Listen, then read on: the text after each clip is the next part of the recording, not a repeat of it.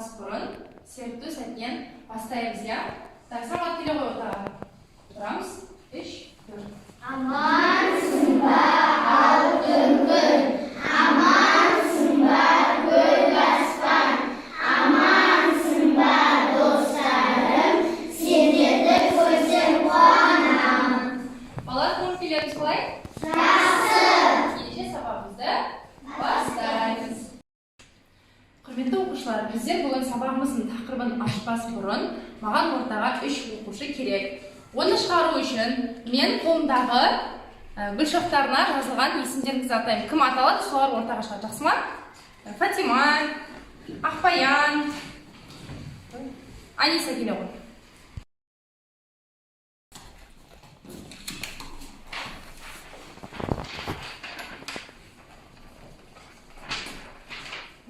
Санының төртінші әріпі қандай? 30 санның төртінші әріпі? З. Әріпі. 60 санының бірінші әріпі қандай? 60 сан. А. 4 санының бірінші әріпі қандай? 4 санның бірінші әріпі қандай? Т. Енді қараймыз, қандай сөз шықты балалар? З. Ал енді балалар, ары бізде 4 оқушы керек екен. Аяулым, Ансар, Инабат, Самғат келе ғой. 7-нің санының екінші әріпі қандай? 7 санның екінші әріпі қандай? Е әріпі. 8 санының бірінші әріпі қандай? С әріпі. 8 санының төртінші әріпі қандай? Э. 20 санның бесінші әріпі қандай? М. Ал енді балалар, қандай сөз шықты? Зат есім. Біздер сонда балалар бүгінгі тақырыбымыз зат есімнің жекеше және көпше түрімен танысатын боламыз. Балалар, зат есім дегеніміз не? Кім айтады қане? Ислам? Заттың атын білдіретін сөздерді зат есім деп атайды. Дұрыс айтасың. Ал зат есімнің сұрақтары қандай екен? Ұлыс айта ғой. Зат есімнің сұрақтары кім-кімдер, нелер? Дұрыс айтасыңдар, зат есімнің сұрақтары кім-кімдер, нелер? Балалар, бері қараймыз. Менің қолымдағы нелер? Қандай заттар болып тұрсыздар? Қайғы және сызғыш. Біз бұларды пайдаланамыз ба? Қайықта пайдаланамыз, қалай пайдаланамыз?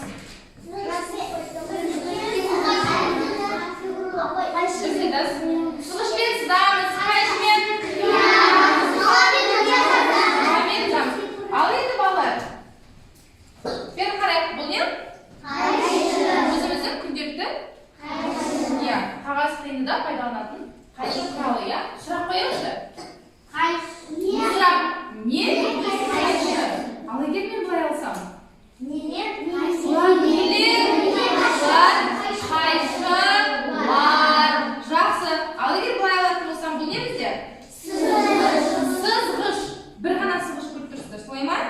Ал егер мен былай сұрасам, бұлар нелер?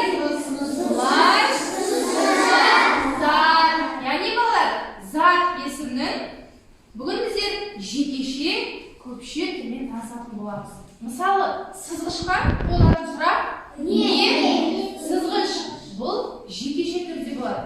Ал егер мен нелер деп сұрақ қоятын болсам, бұл бізде көпше түрде болады екен. Жақсы балалар. Ары қарай біздер үй тапсырмасын қайталайтын боламыз, я? Ол үшін маған әр топтан 3 оқушыдан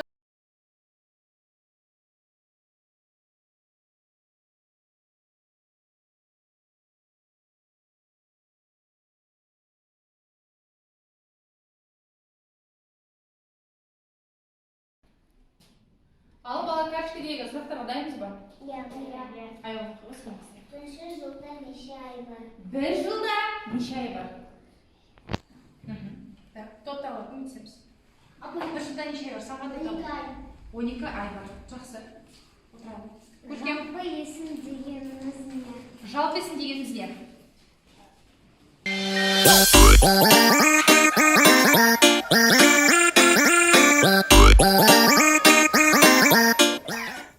Оқулықпен жұмыс. 26-ші беттегі 45-ші жаттығуды қараймыз.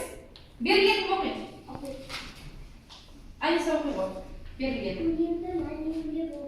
Өлеңді мәнерлеп оқы. Тумарис, орныңызға тұрыңыз, әдемі оқып оқып бере қойшы, мәнерлеп. Қарға, қарға, қарғалар, қар үстінде жорғалар, екі шоқып бір қарға, деп жолымды оң қарар. Жақсы отыра ғой. Қарға, қарға, қарғалар, қар үстінде жорғалар, екі шоқып бір қарар, деп жолымды оң қарар. Ары қарай бізде тапсырма бар, аяғын қойып, астындағы тапсырмасын. Зат есімді жекеше, көпше түрін тап. Зат есімнің жекеше және көпше түрін тап. Ал мәтіннен қараймыз. Бар ма жекеше және көпше түрлері? Қарғалар. Қарға қайсы айтады? Жекеше. тобына. Ал көпше түрлері? Қарғалар. Қарғалар. Яғни қарға бізде зат есімнің қай түріне жатады? Жекеше түріне, ал қарғалар көпше түріне жатады. Жақсы, ары қарай. 46-шы жаттығу. Берілген оқиды. Мерей. 46-ға қараймыз. Дөңгелекке жасырынған құс атауларын тап, оларды жекеше көпше түрде жазды. Ал дөңгелекке жасырынған құс атауларын оларды жекеше көпше түрде жазды. Ал енді балалар барлығымыз зерттеу сәтін орындаймыз.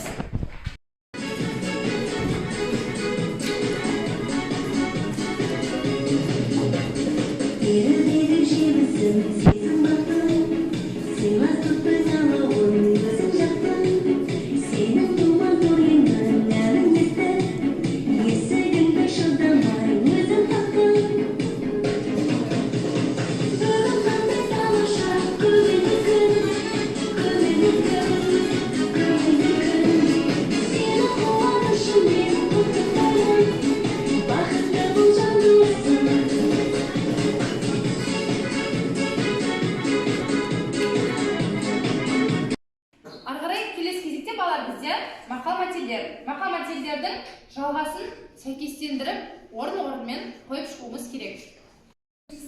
Ауырып іздегенше ауырмайтын жол ізде. Қайсының жалғасы? Ауырып ем іздегенше ауырмайтын жол ізде. Дұрыс айтасың.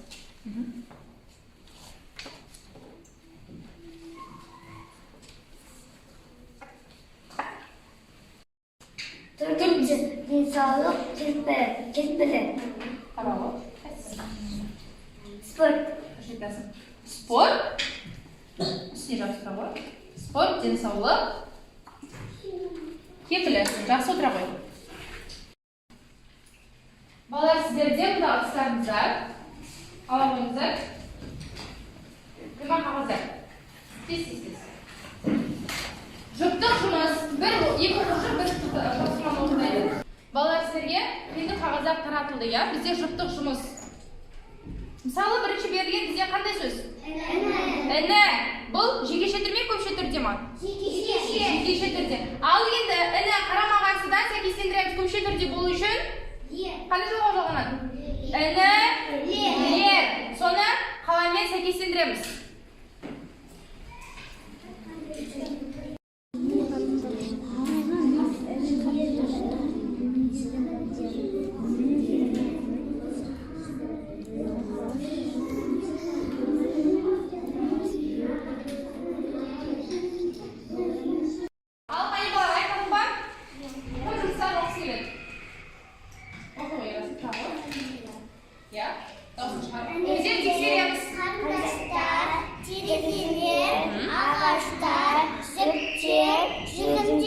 Дұрыс па, балалар?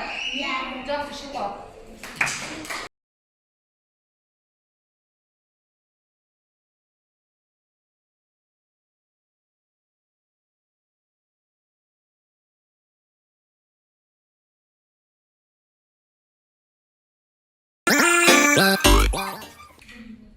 Бірінші тапқан сөзің қандай?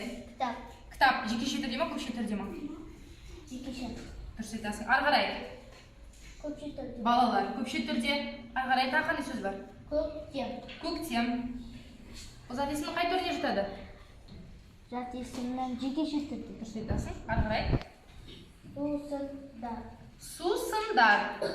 Бұл зат есімнің